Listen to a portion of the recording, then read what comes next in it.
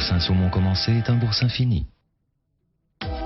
Une nouvelle sensation de fraîcheur, de liberté m'envahit tout au long de la journée. Nouveau déodorant Fa, la fraîcheur absolue. À propos, chérie, j'ai acheté une cuisine. Ah bon? Oui, une cuisine Schmitt. Les gens ont souvent une idée exagérée du prix des cuisines Schmitt. Une cuisine Schmitt, c'est toujours moins cher qu'on ne croit. Il vaut mieux le savoir. Oui, il vaut mieux. Ford lance les Fiesta Newport. Direction à pas variable pour une conduite plus légère. Harmonie d'une nouvelle ligne. Bouclier couleur carrosserie. Choix d'une nouvelle gamme.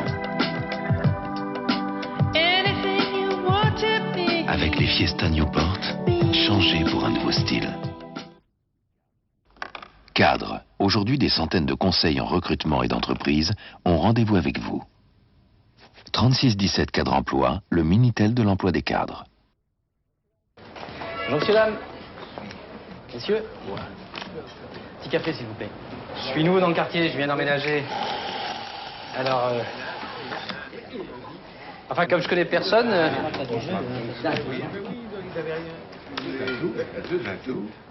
Je suis boulanger. Je vais ouvrir une boulangerie Banette dans la Grande Rue. Robert, apporte une chaise à monsieur. Cœur.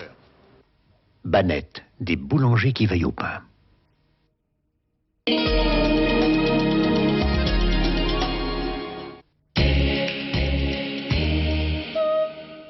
Papa, je m'en fous.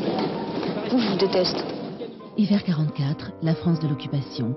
Une rentrée presque comme les autres pour les élèves d'un lycée catholique. Il est gentil, ton ami. Il parle pas beaucoup. Il a ses raisons. Un enfant différent des autres cache un terrible secret. Et ta mère? Elle est où, ta mère? Une amitié brutalement détruite par la guerre et la barbarie.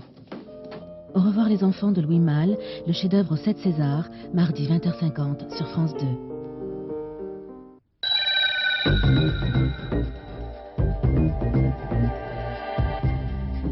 « 36 68 22 20, des emplois, des stages et vos candidatures par téléphone.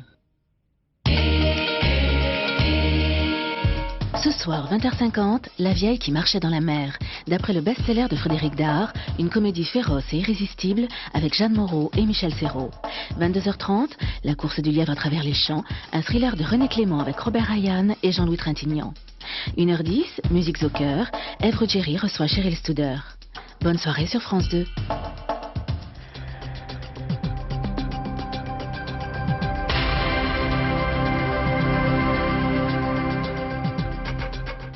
Bonsoir, comment dit-on poisse en anglais? Un avion a raté cet après-midi son décollage à l'aéroport de Troyes.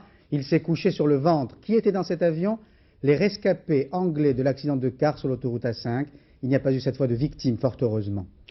Comment dit-on crise en européen? Édouard Balladur a réuni à Matignon cet après-midi les ministres qui défendront la position française sur le GATT demain à Bruxelles. Parmi eux, notre invité, le ministre de l'Industrie et du Commerce extérieur. Bonsoir Gérard Longuet. Bonsoir Paul Amar. Comment dit-on coïncidence en hébreu et en arabe? Yitzhak Rabin et Yasser Arafat se trouvaient aujourd'hui dans le même pays, en Égypte, mais pas au même endroit, officiellement.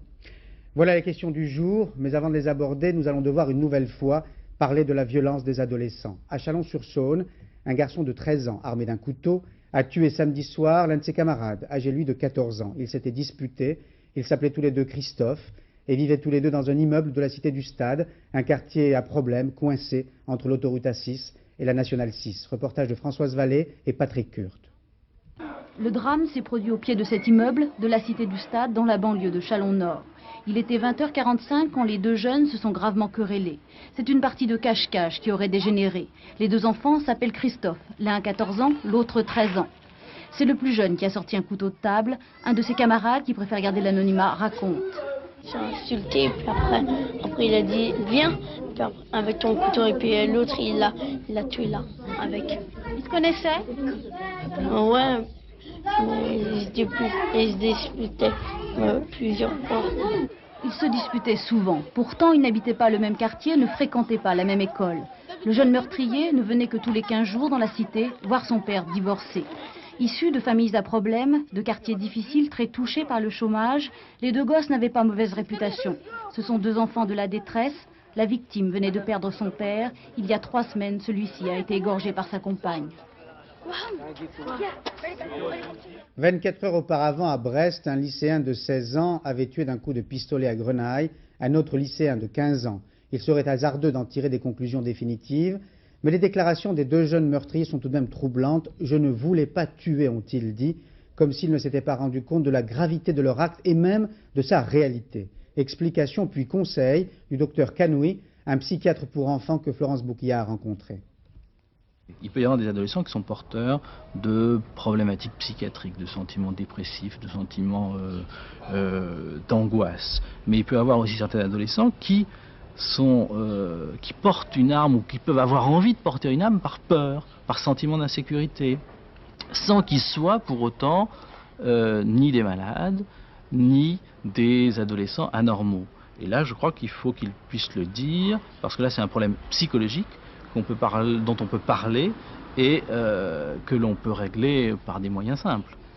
Et puis il y a une autre catégorie d'adolescents qui sont des adolescents violents, ça existe, qui ont des comportements violents, qui passent à l'acte très facilement, mais qui sont relativement vite repérés parce que ils ne commettent pas un acte criminel unique, violent, brutalement. Généralement, auparavant, il y a eu d'autres vols, larcins, passages à l'acte qui pouvaient attirer l'attention sur la potentialité de violence qui pouvait exister chez eux. Je crois que c'est une bonne occasion d'en parler entre eux, avec les parents, dans les familles, pour que les adultes prennent courageusement position en les aidant à ne pas fuir quand ils voient des choses qui leur paraissent anormales. Comme à chaque fois qu'on se trouve devant des situations où il y a des armes blanches ou armes à feu, il faut garder comme règle de limiter la possibilité ou d'interdire la possibilité d'avoir à portée de main facilement des armes. Et là, je crois qu'il y a une responsabilité individuelle et collective. Violence exercée par des adolescents contre d'autres adolescents, violence exercée par des adultes contre des enfants. Karine, 8 ans, qui avait disparu à la sortie de l'école à Perpignan lundi dernier, n'a toujours pas été retrouvée. Les policiers ont lancé aujourd'hui un appel à témoins. L'enquête de nos envoyés spéciaux Isabelle de Lyon et Gilbert Usan. Karine, aux côtés de son frère Cédric, ce jeune garçon attend désespérément que sa petite sœur lui soit rendue. Karine et Cédric, leurs visages vont faire le tour de toute la France. Appel à témoins pour relancer l'enquête. Depuis 6 jours que la petite fille a disparu, les policiers ont reçu des dizaines d'offres de services de radiesthésistes en tout genre. Mais de témoignages, presque pas. Les indices restent minces. Le lieu de disparition est connu, le terrain de jeu d'une cité de la banlieue de Perpignan, mais le ravisseur peut avoir emmené la petite fille très loin de là. Car l'hypothèse du rapt se précise. Les enquêteurs tiennent une piste sérieuse et une information judiciaire pour enlèvement et séquestration de mineurs a été ouverte. En fin de semaine dernière, le père de Karine a participé au battu avec la police. Il en a organisé d'autres avec des amis. Toute une famille vit une angoisse insupportable et attend des nouvelles de Karine.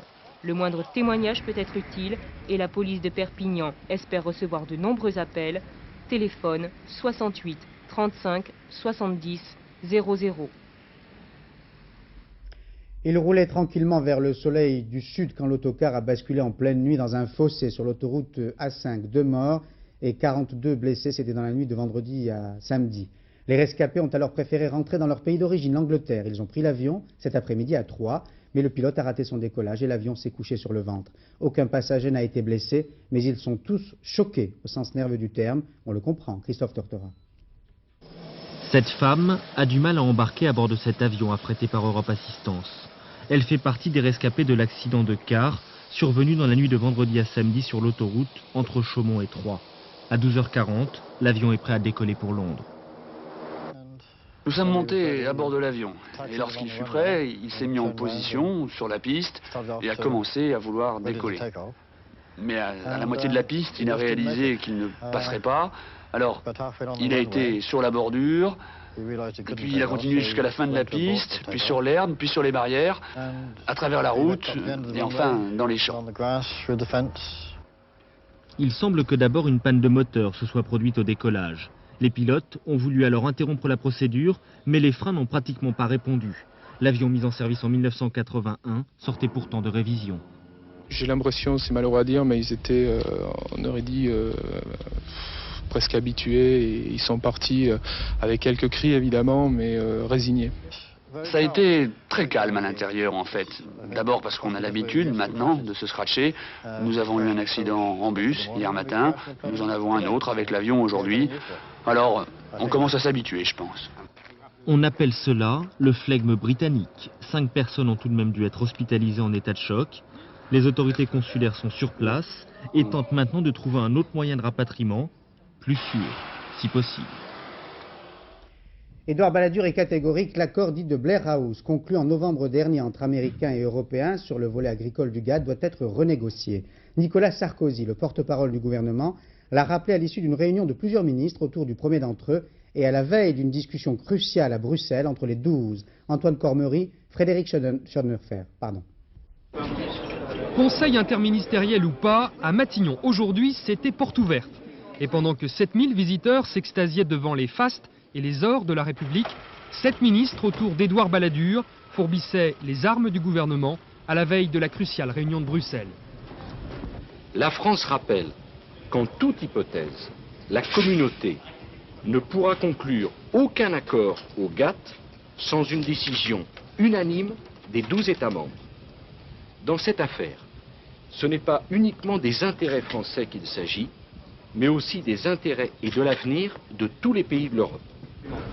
Reste donc maintenant à convaincre les 11 partenaires européens du bien fondé de ces thèses et l'Allemagne au premier chef.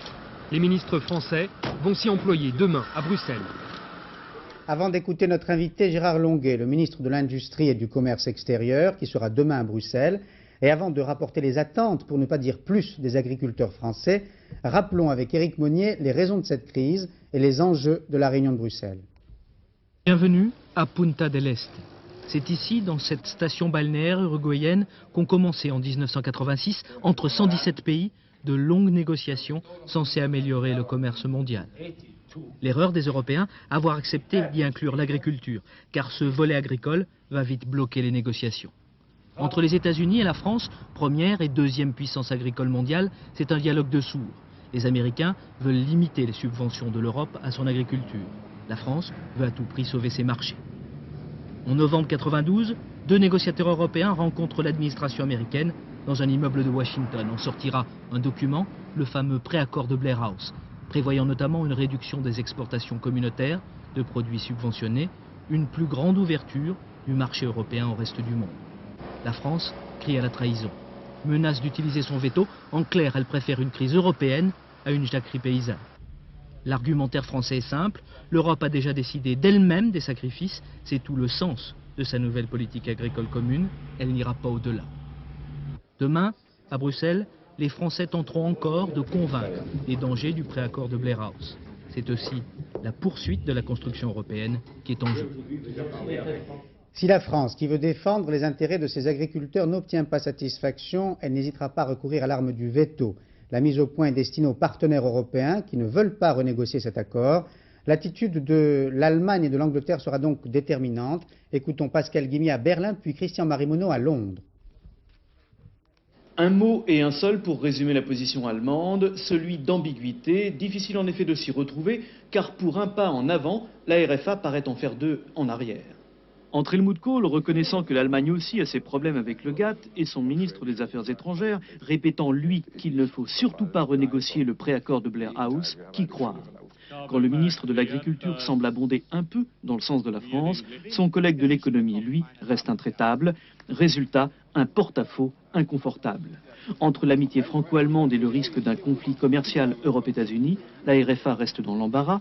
Le Parti libéral, proche du patronat, veut à tout prix préserver les exportations de l'industrie allemande. La CDU, elle, est plus divisée, car les intérêts économiques et politiques du pays ne coïncident pas vraiment.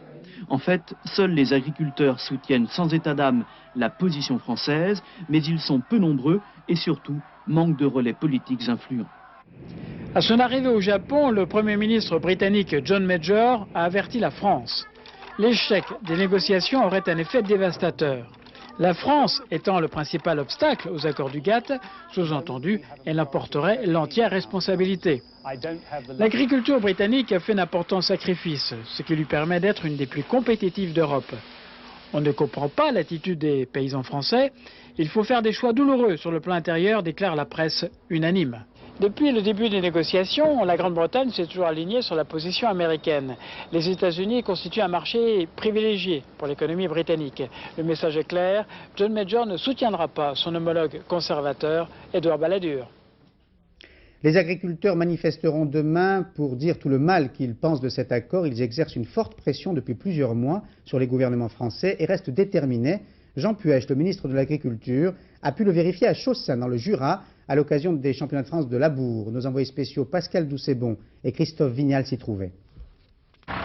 Si l'on vous dit que les agriculteurs aiment leur métier, autant le croire. Ceux-là labourent juste pour le plaisir. Ils élèvent le tracé du sillon au rang de bel art.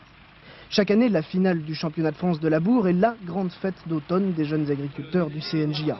Mais cette édition n'est pas tout à fait comme les autres. Nous sommes à la veille du Conseil des ministres européens de l'agriculture. La France y exigera la renégociation des accords de Blair House. Alors, le championnat est une veillée d'armes, même si Édouard Balladur a plutôt rassuré par sa fermeté d'hier. Demain, je redescends dans le département où c'est qu'il y a une manifestation de soutien au gouvernement, justement, pour lui apporter un petit peu plus de poids vis-à-vis de la communauté européenne. Ouais, tout dépendra de la réunion de lundi, finalement, parce que il y a la réunion des ministres de l'Agriculture et puis les ministres européens à Bruxelles, donc tout dépendra de la suite qui sera donnée à cette réunion.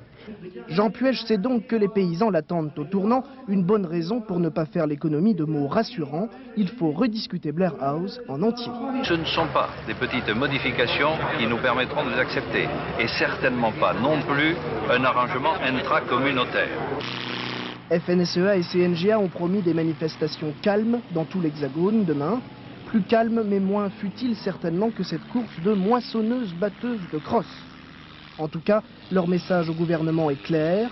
N'échouez pas, nos ruades peuvent faire mal.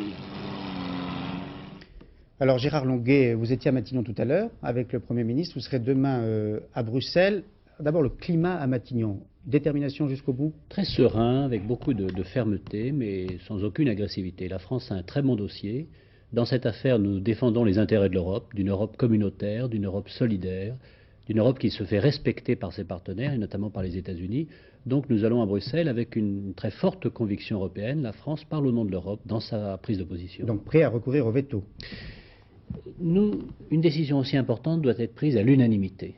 Ce que je puis vous dire, parce que depuis 6 mois j'exerce avec Alain Lamassoure, avec Juppé, avec Puech, ce travail de négociation, c'est qu'il y a en Europe en fait 3 camps. Vous avez ceux qui défendent la position française, bon tiers, vous avez ceux qui sont carrément contre et qui le disent, la Grande-Bretagne en particulier, et vous avez des pays qui comprennent que l'on a raison, mais qui ne voudraient pas perdre la face aux Américains. Et ce sont ces pays intermédiaires, l'Allemagne en particulier, qui feront la différence. En tout état de cause, nous ne sommes pas réduits au veto, puisque nous avons des partenaires qui partagent nos convictions et qui l'ont dit. Je suis allé au Portugal, Alain Juppé était en Espagne, nous savons que l'Irlande est favorable à nos positions, la Grèce l'est également. Donc la France n'est pas dans une situation seule contre tous. Oui, nous défendons une conception de l'Europe solidaire. J'ai l'impression que ça s'est durci ces derniers jours. C'est-à-dire qu'on arrive près de l'épreuve. Voilà. On arrive près de l'épreuve de vérité, et donc il faut que les choses soient claires et que chacun de nos partenaires comprenne bien que nous n'avons pas l'intention de nous résigner, et nous n'accepterons pas une Europe qui renonce à sa politique agricole commune. Apparemment, ce n'est pas le cas de l'Angleterre qui lance carrément un avertissement à la France. Oui, mais enfin, l'Angleterre n'a pas d'agriculture puissante, elle a renoncé à son agriculture, et elle a pratiquement renoncé à exporter. Donc son point de vue est tout à fait respectable. Ce sont ses intérêts, ce n'est pas les intérêts de l'Europe. Alors, si les 12 demain, c'est-à-dire si les ministres, dont vous, s'ils ne réussissent pas à se mettre d'accord, que se passe-t-il? Est-ce que l'unité européenne risque de voler en éclats? Je crois que nous allons obtenir un résultat. Nous souhaitons un accord du GATT dans son ensemble, parce qu'il y a l'agriculture, mais il y a aussi les biens industriels, les Airbus, les télécommunications, les produits industriels, le luxe. Enfin, on se bat pour qu'il y ait des échanges mondiaux qui marchent. Et donc l'agriculture, c'est un des éléments du dispositif. On va continuer de discuter. Nous sommes, nous, Français, extraordinairement solides, parce que nous avons accepté la politique agricole commune. c'était déjà un sacrifice, et nous savons que cette politique agricole commune ne permet pas à l'Europe d'accepter Blair House. Alors on prendra le temps qu'il faudra, mais nous convaincrons nos partenaires. Alors avant de conclure, je voudrais vous montrer les résultats d'un sondage qui a été réalisé par BVA pour RTL et Le Monde, qui le publiera demain. Il donne une indication intéressante sur le sentiment des Français à l'égard de l'Europe, un an après le référendum sur Maastricht. La question posée était la suivante. Si ce référendum avait lieu aujourd'hui, voteriez-vous oui ou non au traité de Maastricht? Vous le voyez. Réponse oui, 44%, non, 56%. L'année dernière, le oui l'avait emporté d'une courte tête, 50,8% contre 49,2%. Alors je m'adresse au président du PR. Vous êtes européen, pro-européen. Est-ce qu'il n'y a pas un risque terrible pour l'Europe? Il y a Valéry Giscard d'Estaing qui a dit ce soir sur TF1, il ne faut pas jouer la crise européenne. Mais il a tout à fait raison. Nous nous battons pour l'Europe. Nous battons pour une Europe qui existe, une Europe qui soit solidaire, non pas du tout une passoire, une zone de libre-échange comme certains Européens le souhaiteraient. C'est ce que veulent les Anglais, ils le disent d'ailleurs, je leur en veux pas, c'est leur conception, ce n'est pas la nôtre. Je voyage dans le monde entier et je sais que si nous voulons défendre un certain niveau de vie, une protection sociale, il faut une Europe solidaire qui accepte de mettre de temps en temps des politiques en commun et qui les fasse respecter à l'extérieur. Nous avons une politique agricole qui est commune, il faut la faire respecter à l'extérieur, c'est ce que nous dirons demain à Bruxelles. Merci Gérard Longuet. 2 élections législatives partielles avaient lieu aujourd'hui en France, donc partielles locales mais intéressantes. À Saint-Nazaire, elle opposait le RPR Étienne Garnier au socialiste Claude Évin. Premier tour serré, second tour Thirier. Second tour encore plus surprenant que le premier, Paul. Nous venons ici, dans cette mairie, de vivre des moments que ni les journalistes ni les habitants de Saint-Nazaire n'oublieront. Monsieur Étienne Garnier serait élu avec 50,04% des voix. Il devancerait monsieur Claude Évin qui lui obtient 49,96% des voix. L'écart entre les deux hommes est de 29 voix, du jamais vu à Saint-Nazaire et probablement du jamais vu à l'échelon national. La droite, M. Étienne Garnier, conserve donc son siège, et ce, pour la 3e fois depuis 1936, car vous le savez, Saint-Nazaire est la 8e circonscription de Saint-Nazaire, a une tradition à gauche. Alors il serait bien hasardeux, avec un score aussi serré, de se lancer dans de grands commentaires politiques. Encore faut-il remarquer qu'il y a d'un côté une petite victoire et de l'autre une petite défaite.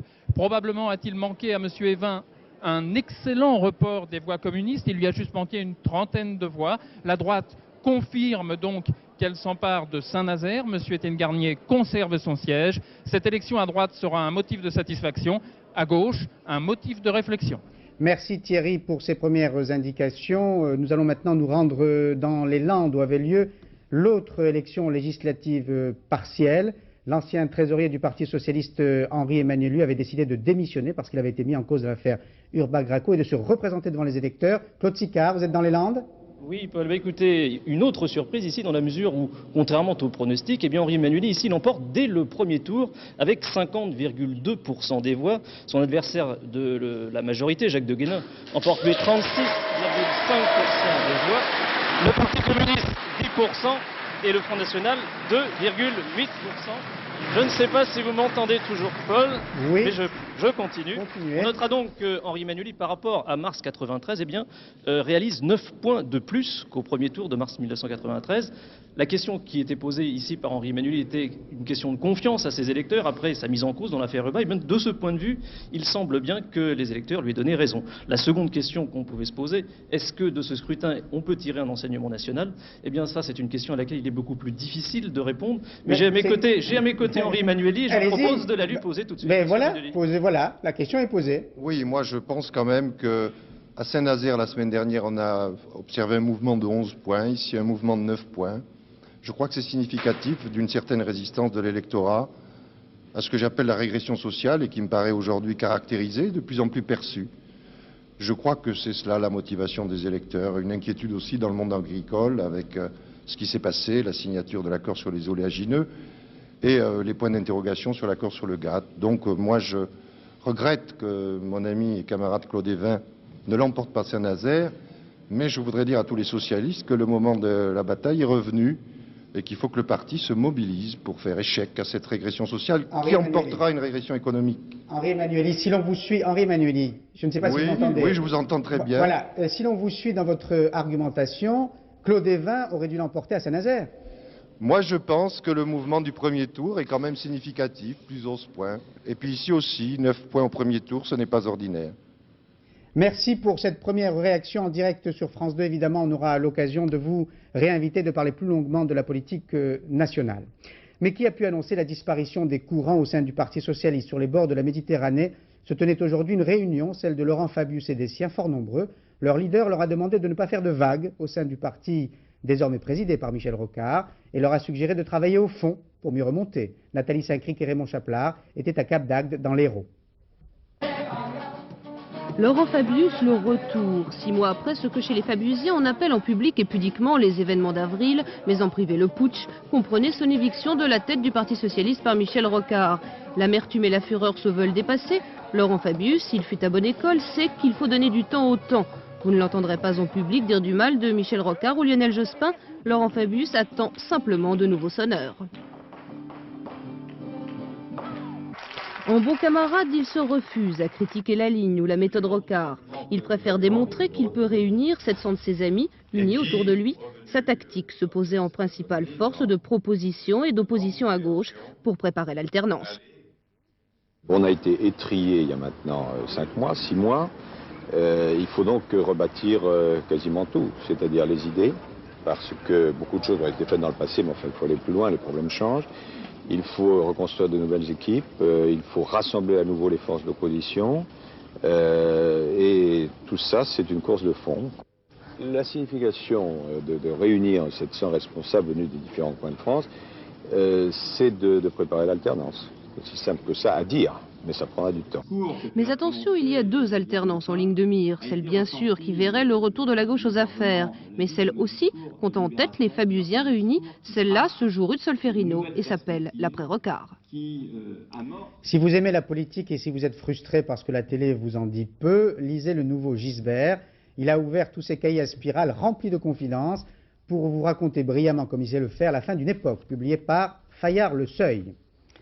En Pologne également, la démocratie fonctionne très bien, mais elle risque de profiter à ceux qu'elle a chassés. Les communistes sont de retour et pourraient bien sortir vainqueurs de l'élection législative qui s'est déroulée aujourd'hui. Le résultat sera connu tard dans la soirée. Stéphane Magnier interviendra évidemment dans notre dernière édition. Ils étaient ensemble à Washington lundi dernier, se retrouvent ensemble en Égypte aujourd'hui, mais pas précisément au même endroit. Yasser Arafat était au Caire avec les représentants de la Ligue arabe et Yitzhak Rabin à Alexandrie avec le président égyptien Moubarak. Rejoignons d'abord Charles Anderlin à Alexandrie. Cette poignée de main entre Yitzhak Rabin et Hosni Moubarak serait banale si elle n'avait pas lieu 6 jours après la cérémonie historique de Washington. Les Égyptiens poursuivent leur rôle de médiateur entre Israël et le monde arabe. Le président syrien Hafez el-Assad est attendu au Caire avant la fin de la semaine. M. Moubarak lui répétera certainement ce que le Premier ministre israélien lui dit en ce moment même dans ce palais d'Alexandrie. Et puis les Israéliens voudraient que l'Égypte intervienne auprès de la Ligue arabe pour qu'elle, sinon annule, du moins allège le boycottage d'Israël. Cela permettrait dans les mois qui viennent de créer les conditions d'un boom économique favorable au processus de paix. Les entretiens doivent se terminer tard dans la soirée. Yitzhak Rabin rentrera ensuite en Israël. Pour l'instant, en tout cas pour l'instant, il faut être prudent. Il n'est pas question d'une rencontre surprise avec Yasser Arafat qui se trouve au Caire, à portée d'avion d'Alexandrie. Et précisément, Yasser Arafat tentait aujourd'hui d'obtenir le soutien de tous les pays arabes dans sa démarche à l'égard d'Israël. Isabelle Stess est, elle, au Caire. Sans lui, la réunion serait sans doute passée inaperçue. Seigneur, parmi la cour des ministres des Affaires étrangères de la Ligue arabe, Yasser Arafat a tenu à faire le déplacement, lui qui d'habitude n'aime à intervenir que dans la cour des plus grands. Il faut dire qu'après les avoir tenus à l'écart de ses négociations avec Israël, aujourd'hui il a besoin de ses frères arabes. Amer mais pas rancunier, la majorité des 21 membres de la Ligue soutient le chef de l'OLP. Mais il lui faut encore tenter de convaincre. La Syrie très méfiante, le Liban très critique, l'Irak et la Libye fermement opposés à l'accord. D'entrée, le ton est ferme, les propos intransigeants. Cet accord n'est qu'un début, réaffirme Yasser Arafat. Le but, c'est la libération de tous les territoires et la création d'un État palestinien avec Jérusalem comme capitale. Convaincre aussi les bailleurs de fonds. Yasser Arafat voulait se faire entendre des monarchies du Golfe, du moins l'espérait-il. Depuis la guerre, ils ont coupé les vivres. Plus que jamais, leur soutien financier est indispensable à la construction de l'autonomie palestinienne. Si Yasser Arafat a besoin d'aide financière, c'est surtout un soutien politique qu'il est venu chercher aujourd'hui en Égypte. Très prochainement, en effet, le chef de l'OLP demandera au Conseil central de l'organisation d'entériner l'accord avec Israël. Il espère ainsi renforcer sa position face à une communauté palestinienne encore très divisée. Il y a ceux qui aiment voir les taureaux saigner dans l'arène, il y a ceux qui détestent ce jeu de l'homme et de la bête, où la bête perd souvent, et il y a ceux qui ont pour devoir d'informer. Anne Poncinet et Frédéric Basile étaient à Nîmes pour la feria des vendanges, mais cela n'avait rien à voir, vous l'aurez compris, avec la cueillette des raisins. Pour Michel Gilles, un jour de feria, ça commence toujours un peu tard, parce qu'en général, la nuit précédente a été longue. Michel Gilles est peintre, il fait partie du Mundillo, le petit monde des aficionados, les amateurs de corrida. Vers 17h, il se rend aux arènes, comme tout le monde, aficionados, mais aussi non initiés, attirés par la réputation de la feria. Aujourd'hui, c'est devenu une chose qui est beaucoup plus médiatisée. Les gens ont envie de se montrer, viennent là. Il n'y a pas systématiquement que des gens qui aiment la corrida. C'est mêlé à la fois de gens qui savent et qui ne savent pas. C'est très, très particulier.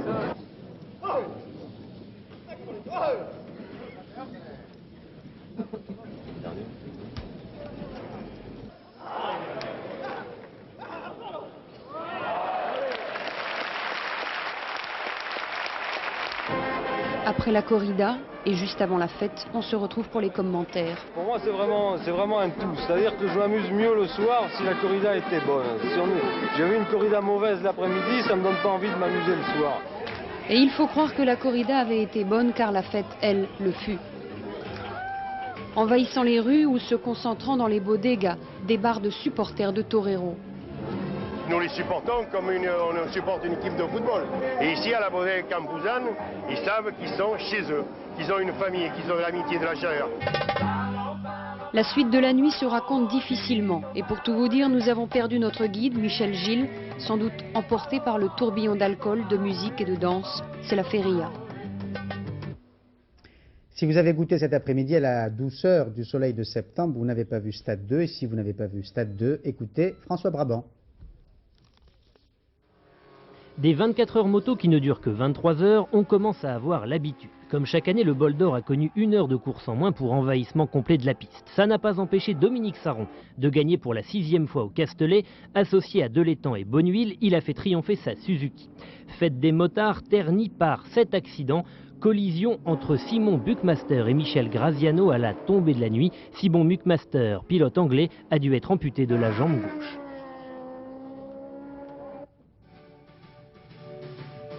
Au Trophée Lancôme, tout s'est joué sur le trou numéro 17. Jan Woosnam, le Gallois, tente une approche difficile.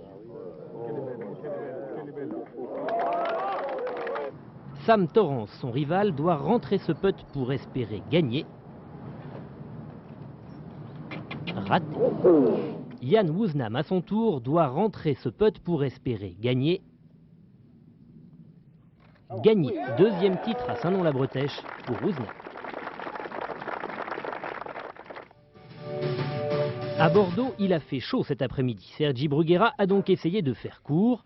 Ça n'a pas traîné. Victoire 7-5, 6-2 sur Nargiso.